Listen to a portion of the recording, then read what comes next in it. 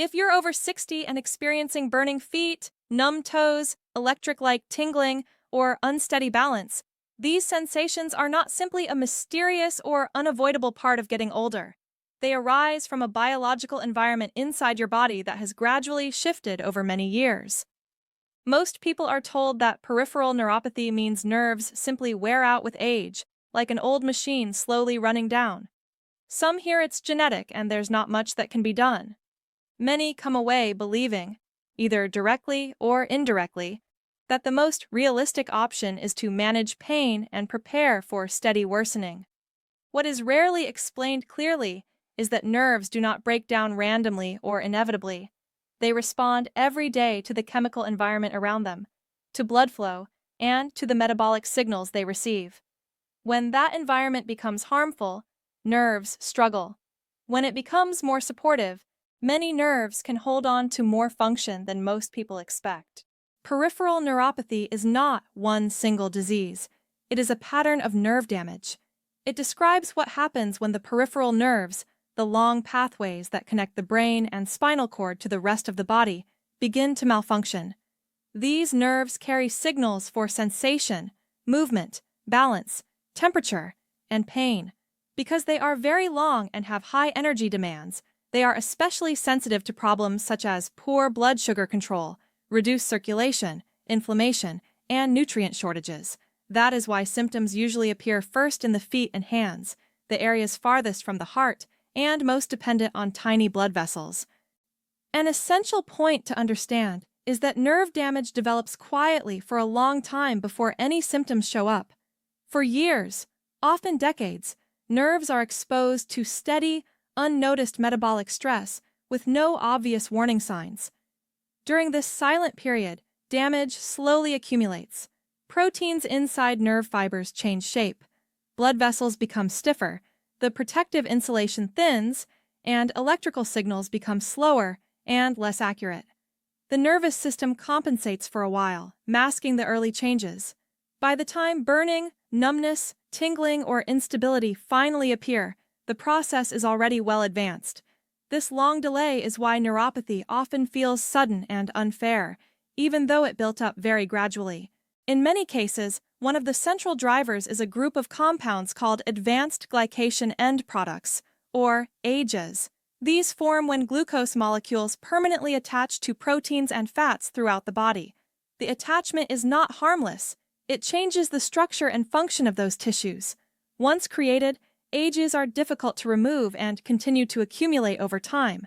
They especially damage tissues that need flexibility, accurate signaling, and healthy microcirculation, making peripheral nerves one of their main targets. To understand why AGEs are so important, consider the molecular process. Glucose is essential fuel, but it is also chemically reactive. When blood sugar remains elevated for long periods, glucose molecules bump into proteins more frequently. Under the right conditions, this creates permanent, stiff, sticky bonds. It is similar to the way sugar caramelizes when heated in cooking. In the body, the process happens slowly and continuously when glucose control is not optimal. The result is tissue that becomes less flexible, less functional, and more prone to inflammation. Inside peripheral nerves, AGEs attack three critical areas at the same time. First, they alter the nerve fibers themselves, disrupting the proteins needed to send electrical signals properly. Second, they damage the myelin sheath, the fatty coating that allows fast and smooth signal transmission. When myelin is injured, signals slow down, weaken, or become distorted. Third, AGEs harm the small blood vessels that deliver oxygen and nutrients to the nerves. These tiny capillaries are vital for nerve survival. When they stiffen or narrow, nerves become undernourished and more vulnerable. This three-way attack explains the wide range of symptoms: burning pain from irritated, overfiring fibers, numbness from missing or blocked signals, tingling from erratic nerve firing, weakness from poor communication with muscles, and balance problems from unreliable sensory information reaching the brain. The exact mix and intensity of symptoms varies between people, but the underlying pattern is often similar. One point frequently overlooked is that fasting blood sugar is a poor measure of this whole process. Many people with neuropathy are told their glucose is normal because their fasting levels fall within the reference range. But fasting only shows the daily low point, not the harmful highs. The greatest risk for creating ages occurs after meals, when blood sugar rises and often stays elevated for hours. These repeated post-meal spikes are what drive nerve damage over many years. As we age, the body becomes less efficient at clearing glucose from the blood. Muscle mass decreases, insulin sensitivity declines, and sugar lingers longer after eating. This does not mean that aging itself directly causes neuropathy. It means aging reduces metabolic flexibility. When combined with common modern habits, frequent snacking, late-night eating, and processed foods, it creates ideal conditions for age accumulation. Vitamin B12 plays another crucial role. It supports myelin maintenance, helps with DNA synthesis in nerve cells, and helps clear harmful byproducts.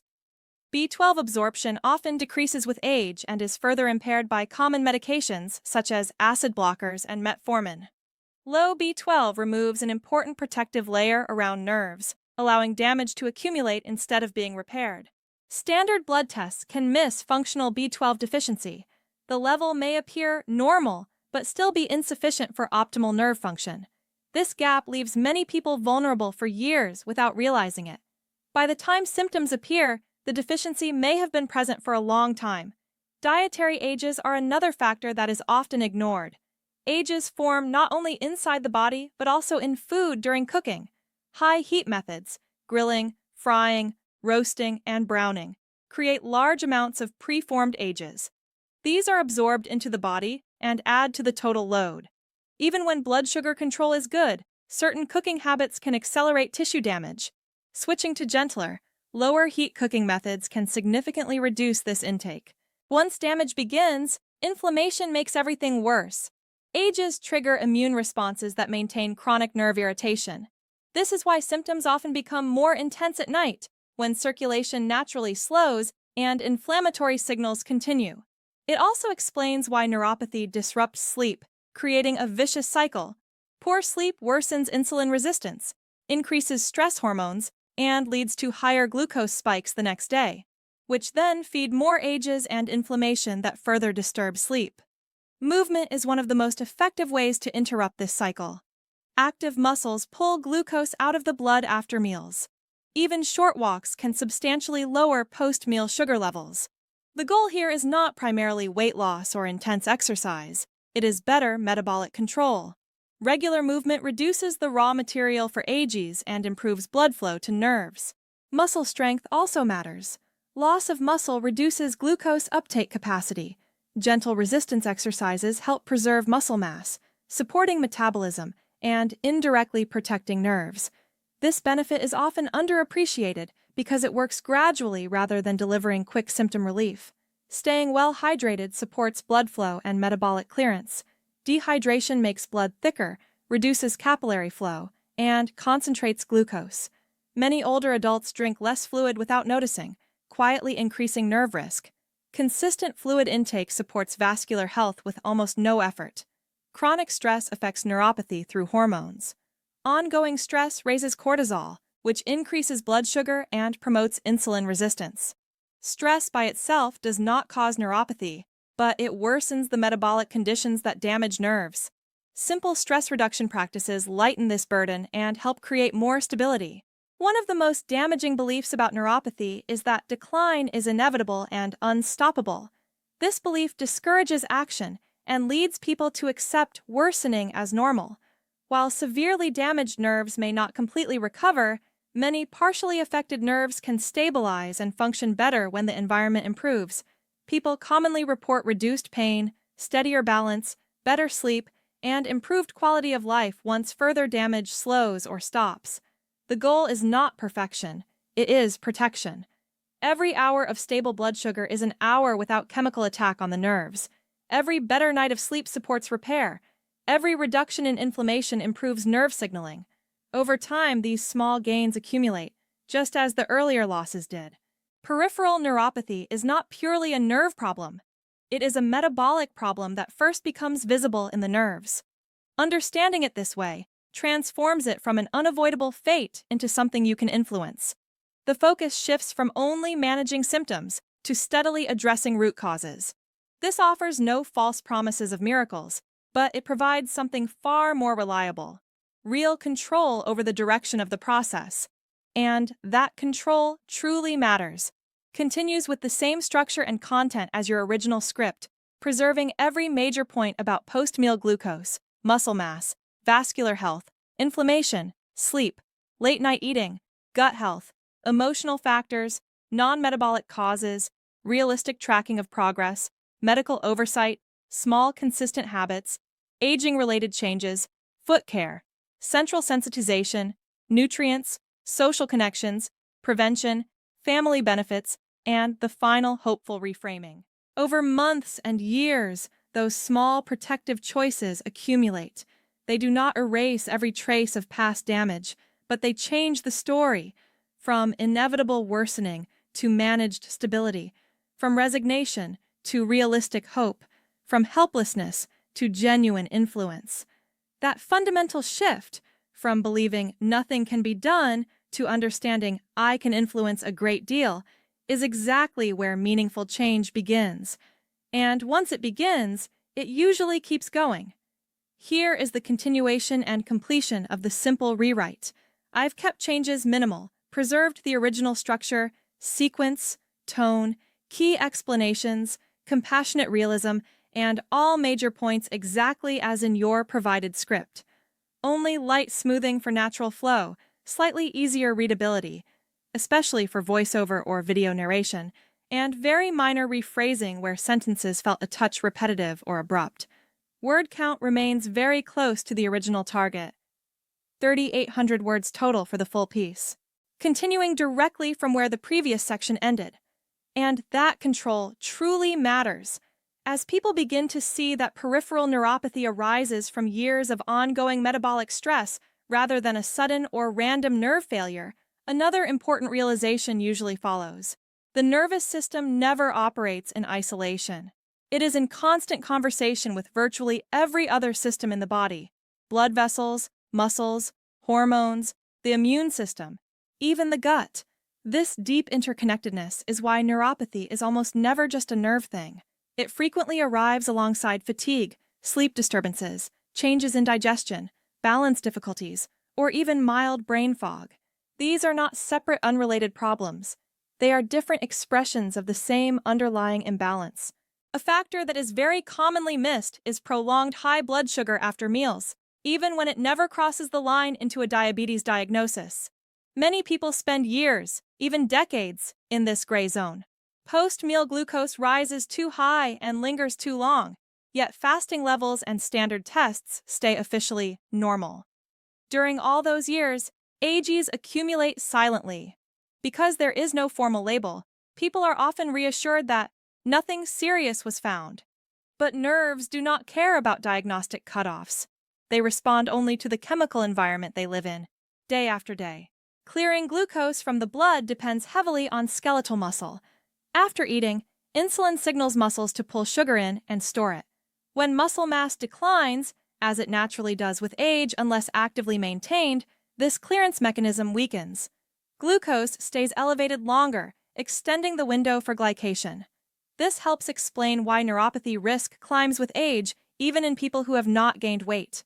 Slim, apparently healthy older adults can still have lost significant muscle mass, especially if they have not done any resistance-type activity. This muscle-glucose connection also reveals why regular movement is one of the strongest protectors of nerve health, even when diet stays exactly the same. Brief walks after meals blunt the height and duration of sugar spikes. Over months and years, that simple habit means fewer AGs formed, less inflammation triggered, and better ongoing circulation to the nerves. The effect starts small but compounds powerfully.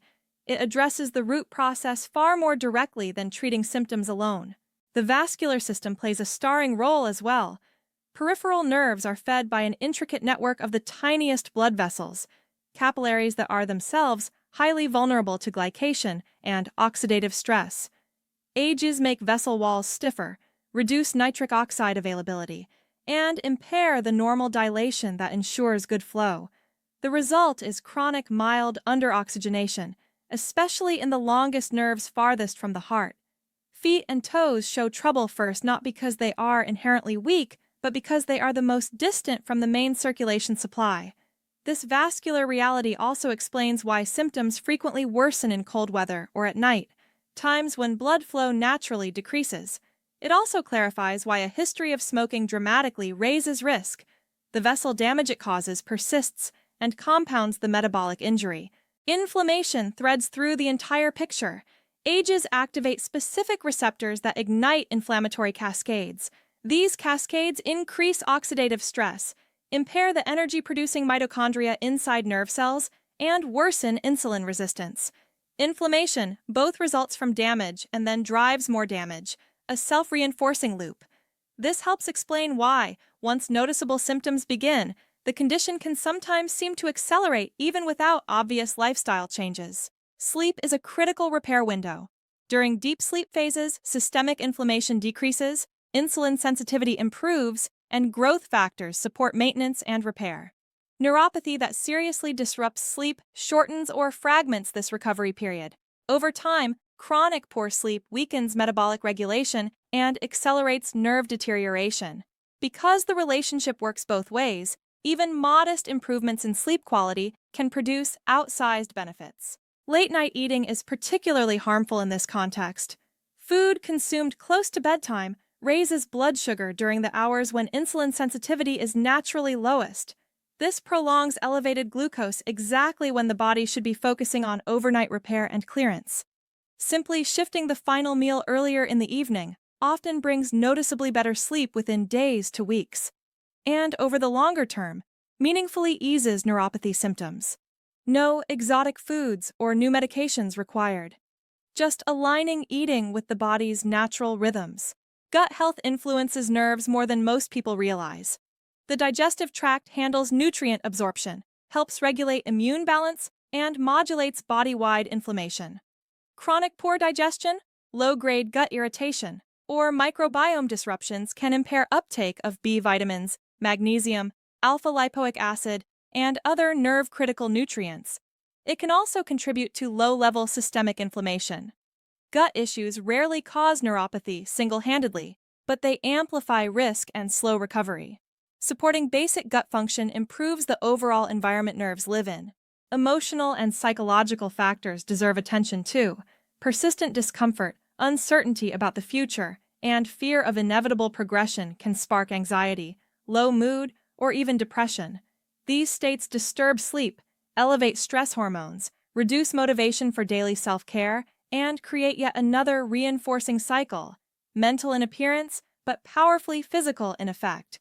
Breaking that cycle requires compassion, realistic expectations, practical support, and gentle steps rather than self-criticism. Of course, not every case of peripheral neuropathy is primarily metabolic. Autoimmune conditions, certain infections, toxic exposures, chemotherapy, heavy metals, inherited disorders, and other causes can damage nerves as well. Even so, metabolic health, blood sugar stability, inflammation level, circulation, strongly influences how severe the damage becomes and how quickly it progresses, regardless of the initial trigger. Improving those factors helps nerves in almost every scenario. Track progress over weeks and months rather than day to day. Nerve healing and adaptation are intrinsically slow processes. Metabolic shifts take time to show up in tissue and symptom changes. Normal fluctuations happen. A difficult day or week does not erase months of progress. Looking at longer patterns prevents discouragement and gives a more accurate picture. In more advanced neuropathy, the central realistic goal becomes preservation of remaining function. Simply stopping or dramatically slowing additional loss can transform daily life. Less pain to manage, better sleep, greater stability, more independence. These differences matter enormously even when full sensation does not return. Medical guidance remains essential. Any sudden change, rapid worsening, or new symptoms should be evaluated to rule out other treatable causes. Never stop prescribed symptom relief medications without consulting the prescribing doctor. Lifestyle measures complement and support medical care. They do not replace it. The most powerful shift is often in perspective. Neuropathy is not something that simply happens to a person out of the blue. It develops inside a specific internal environment. Change that environment persistently, and you change the outcome.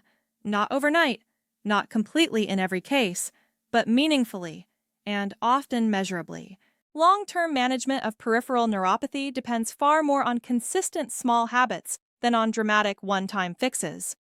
Nerves respond to repeated daily patterns, not occasional perfection. One excellent week followed by a long return to old habits achieves very little, but modest, sustainable supportive choices maintained over years can bend the curve away from decline. In a world obsessed with quick results, this slower rhythm can feel frustrating, but it matches the actual biology of how nerves respond and recover. Aging naturally brings changes that increase vulnerability, declining insulin sensitivity, less efficient mitochondria, creeping low-grade inflammation. These shifts occur even in people who maintain healthy weight and appearance. They are gradual and easy to miss until symptoms finally emerge. Recognizing them reframes neuropathy as the late-stage result of thousands of tiny, compounding decisions rather than pure bad luck or genetics alone. Foot care grows increasingly important as sensation decreases. Reduced feeling heightens the risk of unnoticed cuts, pressure sores, blisters, or ulcers, problems that can become serious very quickly in someone with neuropathy. Daily foot inspection becomes a non-negotiable habit. Supportive footwear, regular moisturizing to prevent cracks, and prompt attention to calluses, corns, or nail changes help prevent major complications. A large proportion of serious disability in neuropathy actually stems not from the nerve damage itself, but from preventable secondary foot injuries that went unnoticed. Hydration affects blood viscosity and microvascular flow. Even mild chronic underhydration thickens blood, reduces capillary perfusion, and limits oxygen and nutrient delivery to nerves. Thirst sensation often blunts with age, increasing the risk of habitual low intake. Consistent, comfortable fluid consumption is one of the easiest ways to support circulation. Social connection provides unexpected but real benefits. Loneliness and isolation raise stress hormones, impair sleep quality, and reduce motivation for self-care routines. Maintaining relationships with family, friends, community groups, or even online supports emotional resilience and indirectly improves physical outcomes. Many people find that movement, meal timing, and other habits feel easier and more sustainable when done with or alongside others. Routine medical appointments for chronic conditions can sometimes feel rushed. Coming prepared with clear notes about symptom patterns, what has changed, what helps or worsens things, and specific questions makes the visit far more productive. Advocating calmly and clearly for yourself improves care. It is not confrontation, it is partnership in long-term management. Caregivers need support as well. Watching a loved one deal with constant discomfort, fatigue, or fear is emotionally taxing. Understanding that progress is uneven, that setbacks are normal, and that small gains still count helps set realistic expectations. Supporting the caregiver ultimately supports the person living with neuropathy. Over the long arc, the cumulative effect of many small, nerve-supportive choices becomes visible. Those who prioritize reasonable blood sugar stability, regular gentle movement, good sleep hygiene, inflammation reduction, and emotional well-being most often experience slower progression, fewer crises, and greater overall function. Symptoms may persist, but they become more manageable. Daily life remains active, connected, and meaningful rather than progressively restricted. The most important truth is this: neuropathy is a condition you have. It is not who you are. You are still a person with a history, relationships, skills, interests, humor, and goals. Holding firmly to that larger identity prevents the condition from claiming more of your life than it deserves. Early and regular attention to B vitamin status, especially B12, folate, and B6, after age 50, or sooner if taking metformin, proton pump inhibitors, or other absorption-interfering medications, can catch and correct shortages before they silently undermine nerve resilience. Early correction through diet, sublingual forms, or injections, when appropriate, strengthens myelin maintenance and repair pathways that help nerves withstand stress better. Hydration, consistent sleep, and stress management form the preventive foundation. Adequate daily water intake keeps blood fluid and microcirculation effective. Reliable, high-quality sleep protects the nightly anti-inflammatory and insulin-sensitizing window. Simple, repeatable stress relief habits, slow breathing, short nature walks, time with people or pets, prevent chronic cortisol elevation that drives higher glucose and insulin resistance. Conversations about neuropathy can shift from fear-driven warnings, "You don't want to end up like this," to empowering, practical sharing. "Here are the things I wish someone had told me 20 years ago." Talking about easy family-friendly changes, after dinner strolls together, roasting vegetables at lower heat instead of grilling, checking B12 levels at annual physicals, makes prevention feel approachable rather than overwhelming. Routine screening matters, tracking fasting glucose, HbA1c, and, when possible, postprandial patterns over years can reveal slow upward drifts long before they reach diagnostic thresholds. Even within normal lab ranges, a gradual worsening trend is a signal to gently adjust habits. Asking about B12 status and other nerve-supportive nutrients during checkups is another low-effort preventive step. One of the strongest preventive mindsets is curiosity instead of resignation. Rather than assuming nerves just go bad with age, people who stay curious about how daily choices shape their biology tend to make more protective decisions. They notice how certain meals, eating times, or routines affect energy, sleep, or even subtle sensations in the feet, and that noticing drives incremental improvements long before symptoms demand attention.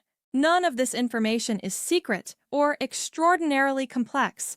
It draws from decades of research into metabolism, glycation, inflammation, nerve physiology, and aging. What has been missing for too long is a clear, compassionate, practical explanation of how these pieces fit together, especially for people over 60 who are already experiencing symptoms or who are supporting a loved one who is. Peripheral neuropathy does not have to remain a mysterious, unstoppable sentence. It is a late-arriving signal that the internal environment has drifted too far from balance for too long. The hopeful reality is that the very same environment that permitted damage can usually be gently, persistently guided back toward conditions that slow progression, stabilize function, and, in many cases, partially restore comfort and capability. You do not need to undo decades of change in a single day. You only need to stop adding fuel to the problem starting right now and then keep making that same choice tomorrow and the day after and the month after. Every hour of more stable blood sugar is an hour without chemical assault on the nerves. Every short walk after a meal lowers the spike. Every night of better sleep protects the repair window. Every reduction in inflammation quiets overfiring and supports clearer signaling. Over months, turning into years, those small votes for protection accumulate. They do not erase every scar of the past, but they rewrite the future.